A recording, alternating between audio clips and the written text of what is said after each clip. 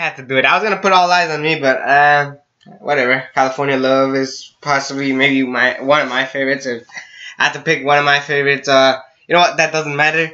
It's about the movie All Eyes on Me. After the success that was Straight Outta Compton being one of the best movies of 2015, despite all the shenanigans with Suge Knight and Jerry Heller, we managed to get a pretty solid movie with a good story being told back and forth.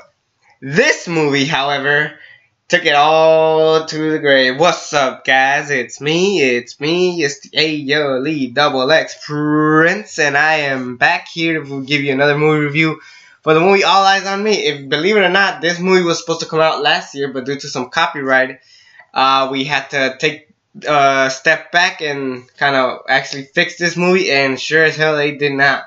Now, let me start off by saying that this movie is not terrible. You could actually sit down and enjoy it. As far as a theater experience, it wasn't worth a theater experience. Honestly, the main dude that played Tupac looks exactly like him. I forgot the name of the guy, but I think it was like Demetrius something. Actually, let me quickly get all the cast going and everything that you need to know.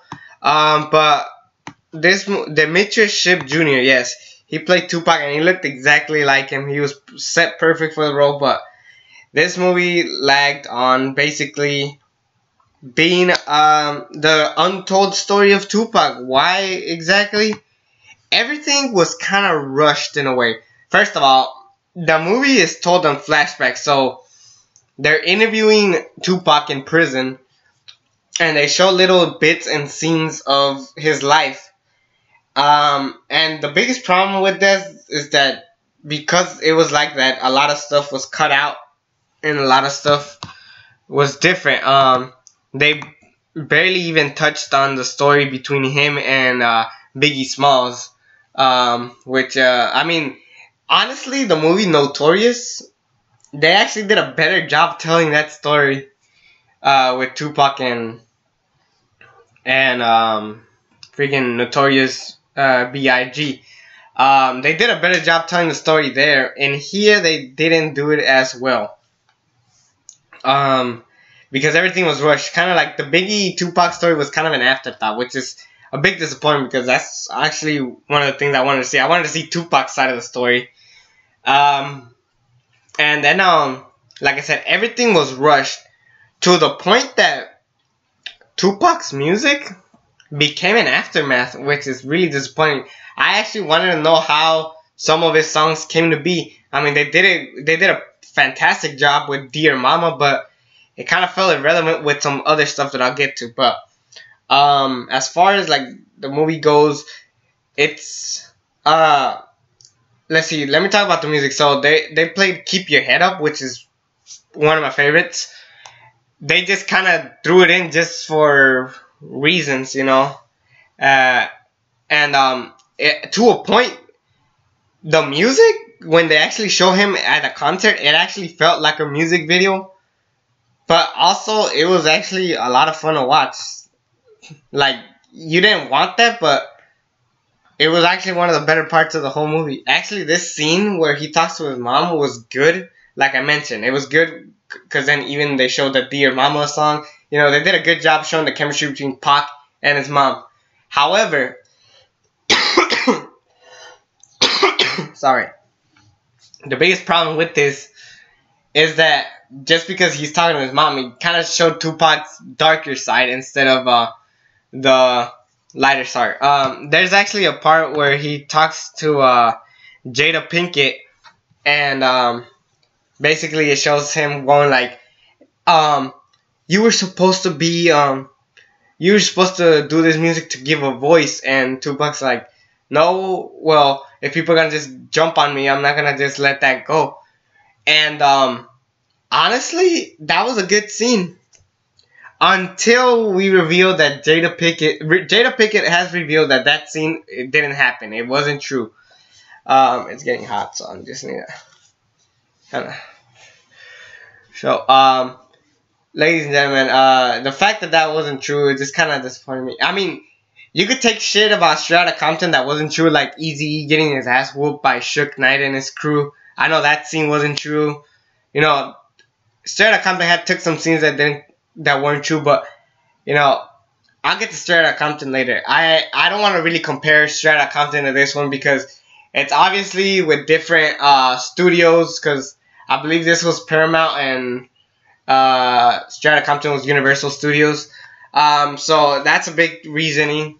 But what I didn't really like about here is just that it's like, again, just a bunch of, it's just scenes of Tupac. And again, the music was so irrelevant. I actually wanted to know how stuff came to be. Excuse me, I'm getting a... Sorry about that. Fucking idiots don't know how to... What's the right phone number. Ladies and gentlemen, like I said, I wanted to see where Tupac... Like, that Tupac actually kind of had a heart. Because throughout most of the movie, he's always on Suge Knight's side, and we all know that Suge Knight is said to be the bad guy. It made sense. I mean, I can't really judge Tupac's backstory because I don't know the guy, but you could tell that they kind of lacked something, you know. And I kind of blame the producers for this movie because I could tell they were just poking at the director, and I actually feel empathy for the director. And this is the biggest problem with Hollywood these days. No director can make a good movie anymore. I mean, take a look at Fantastic in 2015. It was supposed to be a great movie from my eyes, but the director has admitted that that the directors or the producers and everybody behind kind of poked on him and kind of ruined the movie for him. And same with All Eyez on Me. Honestly, this is why Edgar Wright left Ant-Man. I mean, we all love Ant-Man, and we all love Edgar Wright, but putting those two together don't work well. I mean, that's why I don't see, like, a guy like Denis Villeneuve doing a blockbuster. Granted, he's doing Blade Runner, but that's besides the point. You won't see him doing something where it's not his movie. Where in Blade Runner, they're gonna give him a chance to do his own vision of the movie of what a sequel could be, and hell, he could even top the first Blade Runner if he had the guts to. But the problem with Hollywood is not letting the directors do their own thing. It's one thing to give him, like, oh, this is a story that you have to write, but it's not to the point where, like, no, take this off. No, actually move out of the way. I'll move the camera angles. Also, by the way, there's a scene where Tupac's at his house with his mom, and they're basically having a brief they're having a good conversation. Like, it could be a really touching scene, but all the extras are just standing there looking like weird. Like, they feel like extras. It's bad. It looked really bad. You have to watch it to believe it. It's actually kind of hilarious how bad it was. But as far as this movie goes, I would actually watch it maybe on TV or something. But as far as a theater experience, it wasn't worth it. Kind of a disrespect for Tupac. It's not a bad movie. It's a low C. It's like, I'll give it a 5 out of 10 because there's some stuff that I enjoyed and there's some stuff that I didn't enjoy. It's just that I need to let you guys know that Tupac, All Eyez on Me, is not a theater experience for me. Honestly, people will forget about this movie maybe in a week or so. So anyways, that'll be it for it. It's me, the ALE, double X Prince. Subscribe to this channel if you haven't already. And until then, I'm out.